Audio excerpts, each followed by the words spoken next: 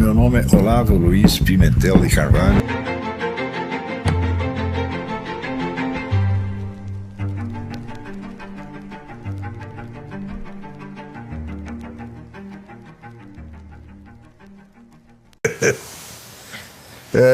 Portanto, o fato de muitos de vocês estarem aí dentro desse meio compressivo, deprimente, né, mais do que deserto, né? Deserto pelo menos não acontece nada, mas aí acontece coisa que só leva você para trás, né? Você não tem estímulo nenhum para estudar, ao contrário, você é cada vez mais empurrado para baixo, para baixo, para baixo, para baixo. Existe alguma vantagem nisso? Vocês podem desenvolver uma resistência que um estudante médio americano ou europeu não tem, e que aquele brasileiro transplantado para cá na juventude perde no primeiro mês. Nesse sentido, eu acho que vocês devem estudar, dizer, as vidas daqueles brasileiros que produziram alguns dos produtos mais dignos da nossa alta cultura e que foram a vida toda vítimas desse ambiente compressivo. Um deles é Lima Barreto. Quando você vê a vida de Lima Barreto, eu digo, mas aquilo é só desprezo, isolamento, né? Discriminação, boicote, falta de chance. E, no entanto, o sujeito escrevia os livros que eram bem melhor do que tudo que os seus coetâneos estavam fazendo. Eu digo para estudar essas coisas porque, de certo modo, essa é a sua vida. É isso que vai acontecer para você. E lutar contra isso e tentar preservar, a sua concentração e objetivos elevados no meio disto vai lhe fazer muito bem, vai lhe fazer muito melhor do que você ter uma bolsa de estudo para Oxford.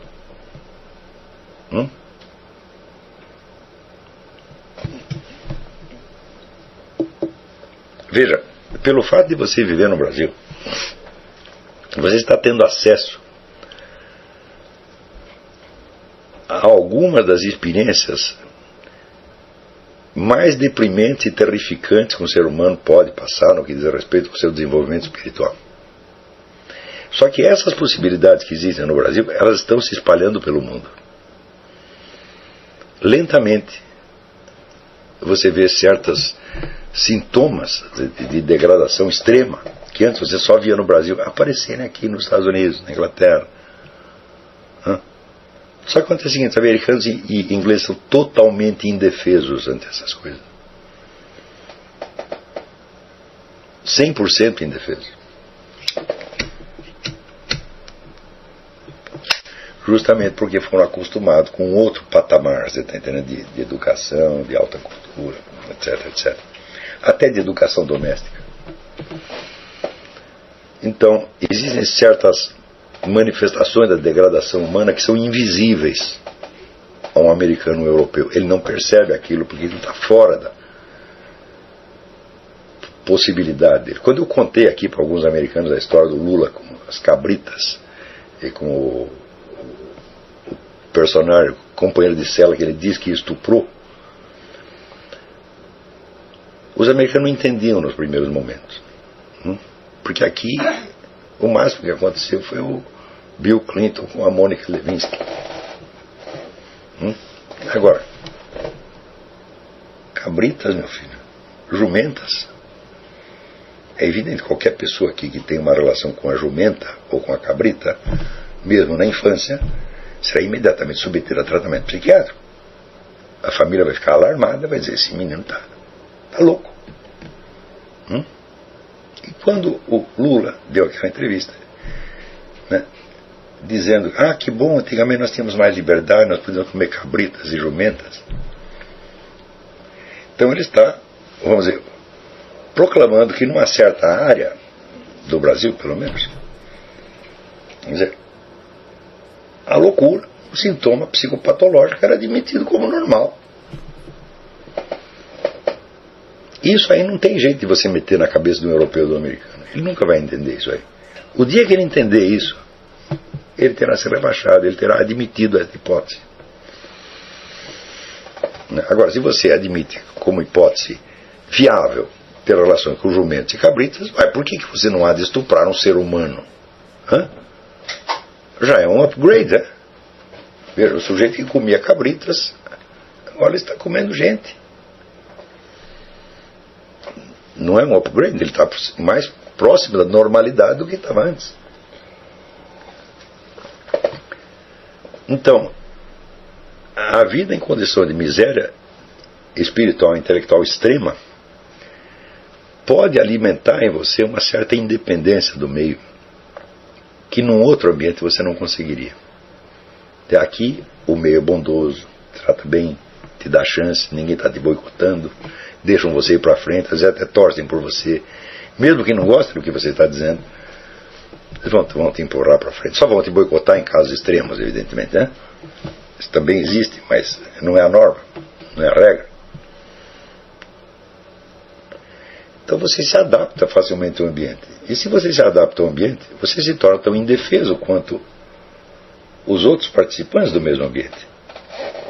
Isso quer dizer que se você pegar um sujeito formado aqui nos Estados Unidos, ou em Oxford, ou na Sorbonne, mandar para o Brasil, ele vai se degradar a um ponto que você não consegue imaginar. Você vê o caso do Pierre Verger, antropólogo formado na França. Chegou no Brasil, se encantou com o negócio do candomblé e depois escreveu aquele livro, né, O Uso das Plantas na Cultura Yoruba, onde ele lá, né, descreve rituais para você matar o seu adversário, para você fazer cair o pênis do seu inimigo e outras coisas similares. Isso aí que aconteceu com esse menino que apareceu cheio de agulha no corpo é um desses ritos. E ele descreve aquilo sem perceber, né, que ele se degradou muito abaixo do que poderia imaginar no começo. Quer dizer, como é que você vai achar, vamos dizer, que uma religião que normalmente pratica ritos para isto, né, vamos dizer, é uma religião como qualquer outra, né, é uma coisa válida, nós temos que aceitar isso na diversidade cultural e devemos até praticar isto. Porque se você admite que aquele ritual tem uma eficácia, e você o pratica, então você é obviamente um assassino. Se o rito tem uma eficácia material, ele mata efetivamente a pessoa. Se você pode provar que tem essa eficácia, então, e você pratica, então você é um assassino. E se não tem eficácia nenhuma, então você está enganando todo mundo. Você é um charlatão. Quer dizer, não há terceira alternativa. E o sujeito escreve isto. E ele se integra na cultura brasileira e vai para o buraco. Ela desce até o último nível de degradação concebível. Você vê quando o Bruno Tolentino chegou no Brasil. Eu tinha as maiores esperanças em torno do Bruno. Mas ele não resistiu à confusão, ao caos do meio. Ele afundou mesmo. E foi destruído pelo AIDS. Não é brincadeira isso aí. Quer dizer, quanto tempo leva para você formar um Bruno Tolentino? 30, 40 anos. O Bruno teve a melhor formação possível e as melhores companhias possíveis. Eu considero, vamos dizer, que o círculo de amizade com pessoas capacitadas é até mais importante do que a formação acadêmica. O que o Bruno aprendeu, né, ele aprendeu na convivência com os grandes poetas, grandes críticos da época, muito mais do que em qualquer curso universitário, é óbvio, né? Só a amizade dele com Winston Alden, que teve 30 anos de amizade, era o maior poeta vivo da Inglaterra, você diariamente conversando com o cara, mas alguma coisa você tem que aprender. Então, se você pensasse um investimento humano para você criar um Bruno Tolentino é enorme. Mas ele podia sobreviver bem e produzir bem no meio europeu. Se você pensar bem no Brasil, o que ele produziu? Nada.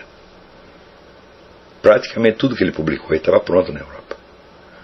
Ele só deu uma ajeitadinha final, deu uma edição e publicou. Tudo que ele escreveu no Brasil é nada perto do que já estava escrito.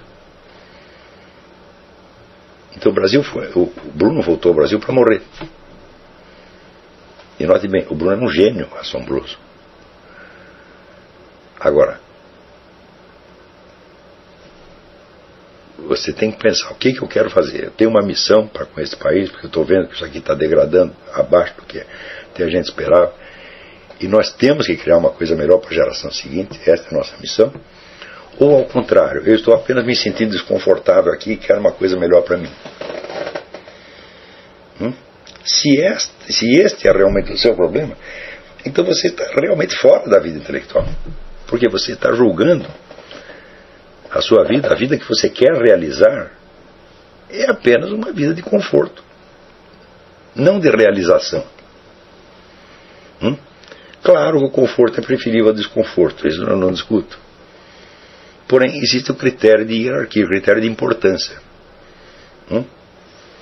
A partir do momento que você entendeu que existe uma vocação e junto com ela uma certa missão a cumprir, esta missão tem que ser o critério de julgamento de tudo. Aquilo que favorece a missão é bom e o que desfavorece é ruim.